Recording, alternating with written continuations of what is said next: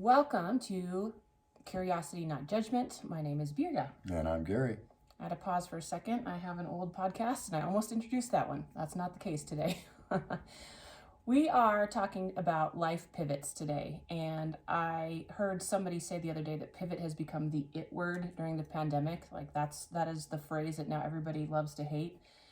And it's true though. We've had to pivot all kinds of things, and there have been a number of folks that have had to pivot their career in a major way, not by a few degrees, by 180 degrees. And I'm one of them. I'm one of the casualties that my role was eliminated during COVID, and I was forced to pivot. Mm-hmm. And this has happened to me. This is a recurring pattern in my life, as you know, the forced pivots. And I guess they're getting a little bit harder for me to be nimble in.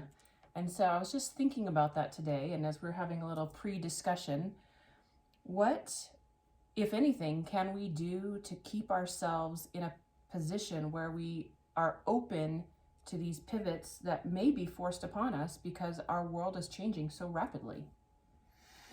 You know, it used to be that you would apprentice into a trade, and then you'd do that trade for 30 years and then retire, and along the way train a new apprentice into the trade. Mm-hmm. Those days are gone. Right.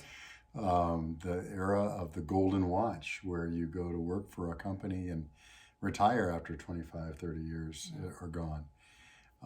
As a matter of fact, kids, when we talk to kids today, I more emphasize the ability to learn and learn new things, and not so much find their passion. I think that's kind of overused, but just go do things, and then you'll see what you're good at, and your passion will occur to you, and it will come, and as long as you keep moving.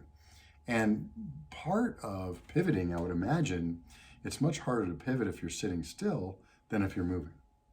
Okay. So if you're continuously moving and continuously, it's easier to make tiny adjustments or even pivots if you're moving. Think of a jet ski, right? A jet ski, there's no brakes on a jet ski, right? Oh, it just powers down. It just powers down, and so and there's no steering at all unless the power's on. Oh, that's In true. other words, it uses the jet. So a mistake that people often make is they're coming in at a wrong angle, and they let go of the power and then try to steer. Well, you're not going to go anywhere, right? And so I think one of the keys to pivoting is to keep pedaling, so to speak, or keep moving for sure. But you've actually done that pretty well. Maybe on the outside, less so on the inside. That's interesting. No, it is. I think I am finding that there is an increased level of nervousness with each pivot that I have to go through. And I had the bulk of my professional career was spent in radio, and it was a place that I loved, and I was safe there because I knew what I was doing. And I left there to go into nonprofit, and that was a major, major shift, and I didn't know what I was doing, but I was bound and determined to learn that role and to learn it well. And for the most part, I've been in the nonprofit sphere for, 7, 8 years now. But as nonprofits tend to go, they often don't have very much revenue.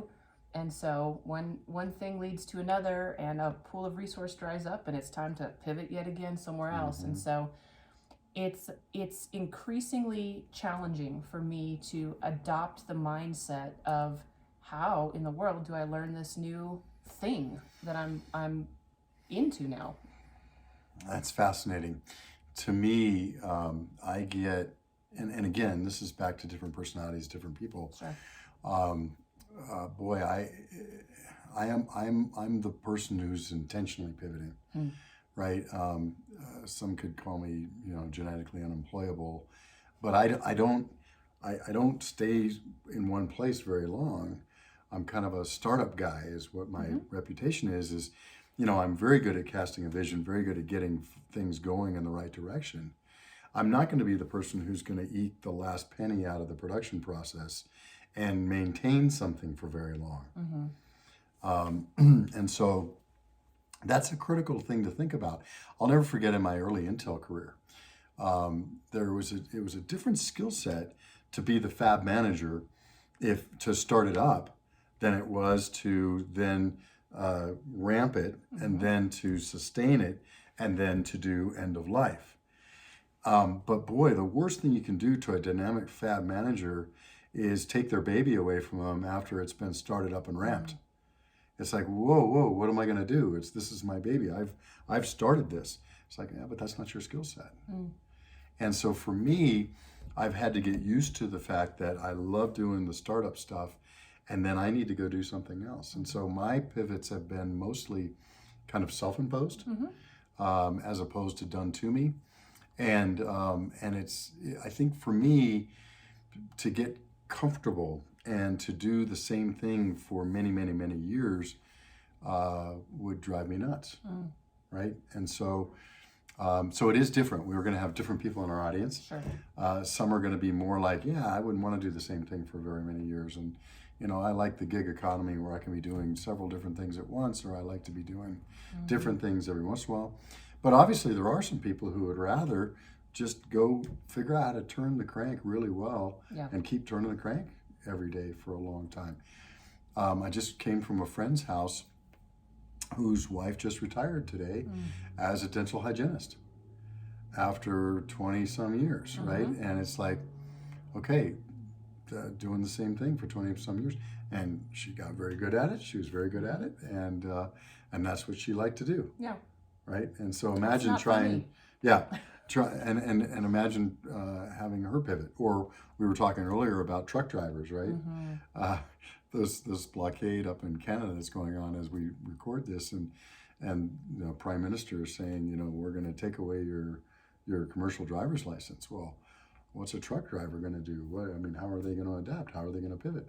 They certainly have other skills, and each one has different skills. But boy, if you've decided you're going to be a truck driver and you've invested yourself there, then what? That's a massive forced pivot. Well, so in the vein of curiosity, not judgment, maybe a natural self-judgment is, this is the role that I play and I can't do anything else, or I don't have the skill to do anything else. How do we start asking ourselves the curious questions about, could I change careers? Whether it's forced upon you or it's something you're just beginning to percolate in the back of your mind. But I think, for a lot of folks, that's a really daunting thought process. And I don't even know where to begin with asking some of those questions about assessing yourself and the viability for changing roles. And for me, it kind of comes down to, are you happy? Are you challenged? Are you, thrilled to get up out of bed in the morning and go do your work? And, I read these statistics from time to time that 70% of workers in America hate their job. And maybe hate's not the right word, and maybe maybe the surveyor is using that word to make a point.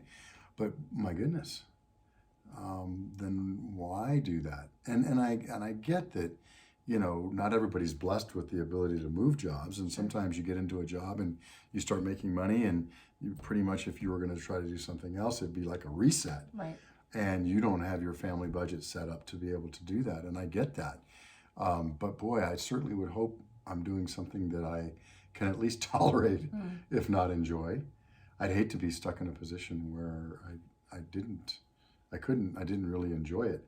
And part of that is mindset, right? Can we stay curious in whatever we're doing, in our family situation, our work situation, our community situation, our neighbor situation? I always feel terrible for the neighbors who get into a war. Two people who live next to each other. It's like, wow, you have to move to get away from that. Yeah. And how can you survive in that situation? So, same thing in a job. If you come to the point of thinking, I must leave this job, I must do something different, what's that process like? Yeah. How do you do that? Well, this is a naturally curious question for me, and I've thought about this a lot, and I don't have an answer to it. But you make the point, statistically, a vast majority of Americans surveyed say they're unhappy in the workplace. Is it our right? Is it something that we should be pursuing to find a job that we're happy in? And here's where I'm going with this train of thought.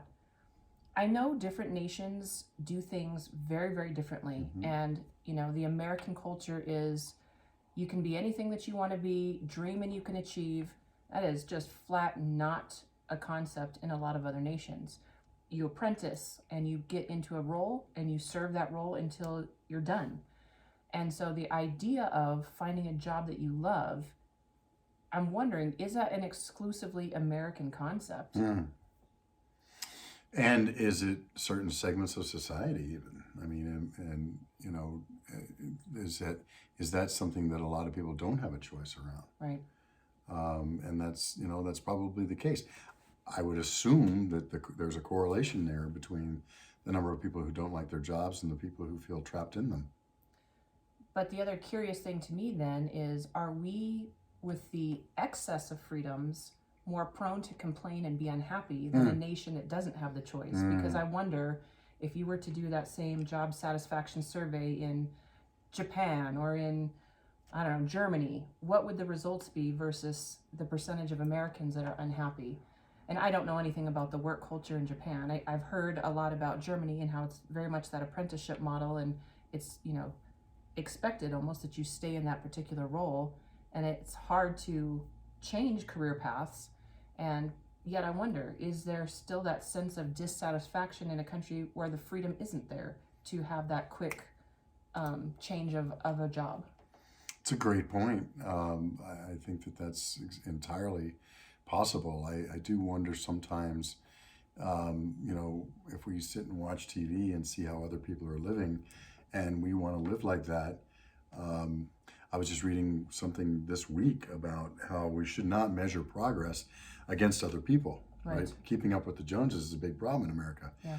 We should judge our progress versus ourselves. Am I a better person this year than last year? Have I improved in X area of my life this year than last year? And I think that's really the only way to do it, because anything else is not going to lead to happiness.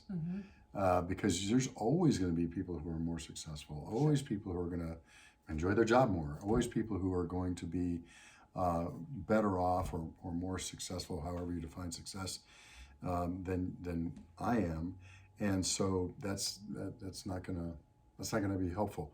It's interesting that in America, like you said, we see these people being massively successful, or their Facebook page, which never shows any lack of bliss, and we think, oh, okay, well, I want that life. Well, that's probably not their life either.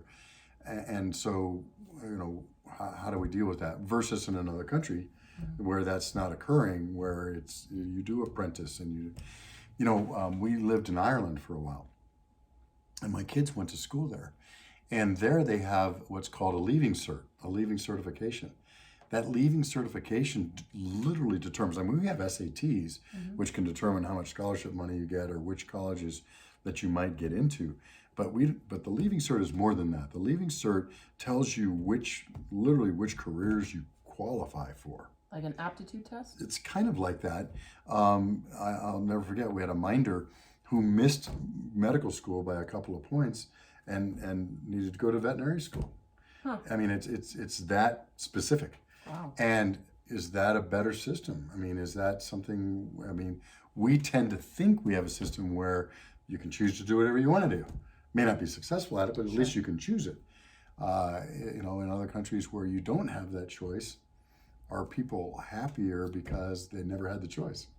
It's an interesting question. Well, you said something about TV just a few minutes ago, and it got me thinking, the more channels you have access to, the less there is on, right? That's right. When you have 3 standard broadcast channels and that's all you could see, or one, you're pretty darn content with that show, right? That's right. But now all of a sudden you've got access to all of your streaming services and all of your channels, and now suddenly nothing seems very good anymore. That's right. That's a very good point. Because of the choice. There can be too much choice. Yeah. So then, if you are having a forced pivot, your company is closing down, you have your role eliminated, you have some governmental system enacted upon you, and you have to change roles. How do you begin to survey the landscape and ask questions about, what do I do now? You know, my number one thing on that is to go volunteer. I think it's really a good thing to do, to go volunteer for a nonprofit, go feed the homeless, go figure out what area in your town, in your community, in your circles, within walking distance of your house, if necessary, is needs help. Many of my pivots have come from volunteer. I was at Intel and volunteered with a local high school on some education matters, and met somebody that which led to my leaving and going to do my first startup outside of Intel, and that's happened more than once in my life. And I think it's always a good thing. What I think is important, and I guess back to that first thing about keep moving, is to get out there, because you're not going to find a job. Well, I would submit, in my experience, it's harder to find a job sitting at your kitchen table and looking through want ads than it is being out in the community and seeing what's out there. And so volunteering is a good way to do that. There's a great book called What Color is Your Parachute, which is just a standard for this, which talks about what do you like to do, and is there something you can find that's along that vein and has some other helps. I think that the thing not to do is to sit and collect unemployment and do nothing, and hope something comes along and finds you. Yeah. I had a season where I was on unemployment, and I'm thankful for it, because I was actively looking for jobs. I was, out there in the community as best as I could, and just nothing with pay was lining up. And so I know that there's a time and a season for it, for sure, to take advantage of unemployment when it's offered to you in that season where you need to make ends meet. But yet, I do appreciate your point that it's easiest and probably most probable that you're going to secure another role by introduction to somebody that's in a different network than you normally associate with, or coming into contact with somebody through a totally different environment. And I don't know if it was something that you said to me years ago, but I remember hearing from somebody that the majority of people getting hired these days are because of who you know, not necessarily what you know. And so there's some sort of person-to-person connection that leads to an introduction, that leads to a job, over somebody really looking at your resume and taking a tally mark off of, how many skills in this category can we check the box for? Well, that's certainly been my experience. When I'm looking for somebody, we're looking to fill a couple of positions right now, and I'm thinking about, who do I know that could do that job, versus putting out a want ad and just trying to see, what's out there. Back to choice. Do I want 1,000 choices for a position, or do I want to think about people who I know can do that work from before? And so, both techniques work, but I tell you what, and by the way, some of the people that I was thinking of today aren't, have their issues. Sure. But that's okay. It's like, what they call the devil you know versus the devil you don't. And that's okay, because there's not going to be a perfect candidate or a perfect person in any role. And so, here's a known entity. And there's a lot to be said for predictability, right? And if you can, predict the way someone's going to perform in a given situation, then that's good. Now, I will also say that it's not necessarily the people that I thought of today were not necessarily the person who was going to fill the position. Right. It was, I know a bunch of people in this area that have these specific skills. Right. Could you point to or recommend a few people? And so that's another thing. But yeah, we're getting into how to find a job now, and that's always an interesting subject. But it's I think it's difficult to do this. My wife's going through this right now. She just threw her. She's trying to get a job while she's in school, and she's saying, and she just kind of put her resume out there, to the local. There's a company that literally hires for everybody that works for on-campus jobs at UNL. Okay. And so they do video interviews now. So they'll literally ask you a question, and then you turn on your camera and you answer it, and then you send that in, and someone is supposed to be able to discern from that process. Wow. Your skill set, et cetera. I think it's fascinating because she got called in for one job, and as soon as they met her, oh my goodness, you're not even, you're not a fit for this, overqualified for this case. But I do have something over here now that I've met you, Right. and that's what she's going to end up taking. Yeah. So I think it's really hard to do it electronically. Oh, yeah. That's one of those that I think is very difficult to do electronically. Yeah. Now I think we've all gotten used to Zoom, Sure. and Zoom interviews are the way you do it It's these the days. norm. But anyway, it's a fascinating thing. But back to the pivot part, I think that the main thing about pivot is to remain curious, and because I guarantee that staying in judgment about the position you were in and what happened there is not going to help you find the next thing. Sure. How unfair it was, or how you were A slighted. victim, Yeah. or Yeah. and staying curious about, whoa, okay, what's my opportunity here? What's my next chapter going to be? What a fascinating journey. How can I, what's out there for me?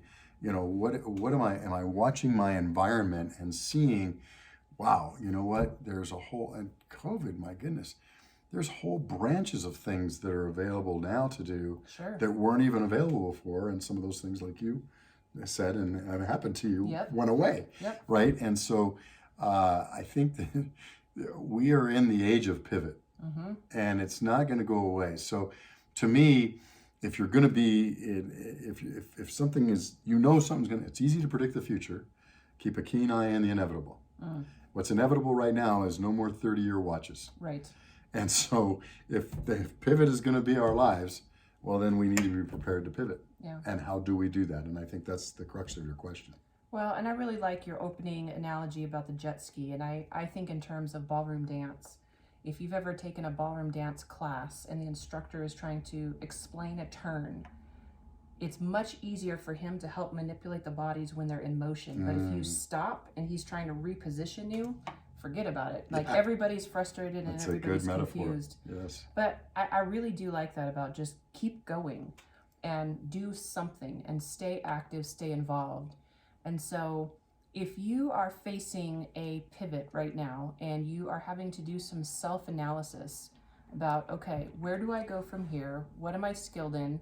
Can I pursue the dream I had when I was 9 years old that maybe got put on the shelf because I had to do something practical? How do we start asking those questions of ourselves to make a determination about what's wise to support our family and our circumstance versus maybe that long buried dream? Marcus Buckingham had a book that came out several years ago, probably a decade or more now, and it was called Find Your Strengths, or Strength Finder. I think Strengths Finder test. But and I think it's a free test you can do online. But one of the things he said was a really useful exercise is to have two pads of paper, and one at the top of it says I loved it, and the other one says I hated it. And then as you go through your week and you're doing various activities, after each activity you write it down on one or the other. And it was a very practical, easy way to understand what you love doing and what you didn't love doing. Now, you will always have parts of your job that you don't like doing. Sure. But what you'd like to do is kind of like the 70-30 rule, different than 80-20, but where, 30% of the stuff is a chore. It's the paperwork for me. Right. You gotta get it done. You got to get it done. But 70% is the stuff that you're good at. You not necessarily you're good at, but that energizes you. Yes. That brings you joy, and the time just flies by because you just enjoy doing it. And that can be, for different people, different things. Yeah. I'll never forget being a grillman at McDonald's. And I was a grillman on Gaffey Street in San Pedro, California. And it was next to a Navy shipyard. And when the Navy ships rolled in, and we weren't smart enough to know when those were going to happen, we'd all of a sudden get a rush of 500 sailors who wanted McDonald's coming in from overseas. I loved that. I was like in my zone. How many burgers can I put out? Yeah. I thought that was just amazing. And at the end of it, it was done. And it was like, wow, what a rush. Yeah. So I think even the mundane things can be fun. And if you get in the zone and you do it. I mean, I think that's, excuse me, and getting in the zone is a whole nother subject. But But in, figuring out a way to enjoy what you're doing and using your strengths and using the things that you love to do, even to handle the things that you don't love doing. And coming up with little games and tricks, pairing things together.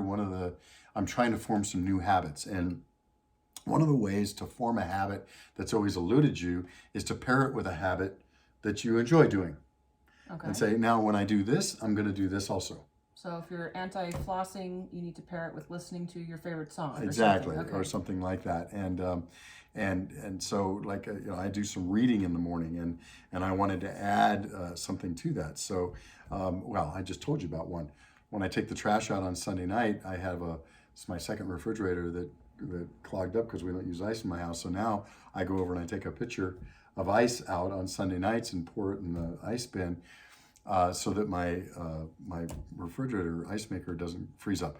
In other words, take something that you don't enjoy doing it, pair it with something you do enjoy doing, and do them together. Or at least it's routine. And at least it gets into the routine of doing it. Yeah. Well, I would love to hear from you all. And have you had a forced pivot during the pandemic? And how did you handle it? Were you rigid and you found yourself breaking under the pressure, or did you stay in motion and find success? I would very much like to hear some of those stories if you would like to share those with us. So the best way to do that is go to the website, curiositynotjudgment.com, and just drop us a line right there. And I think, your feedback helps us do our job better, which is providing content and conversation around things that really are impactful to you. So we appreciate greatly your time. And until next time. Take care.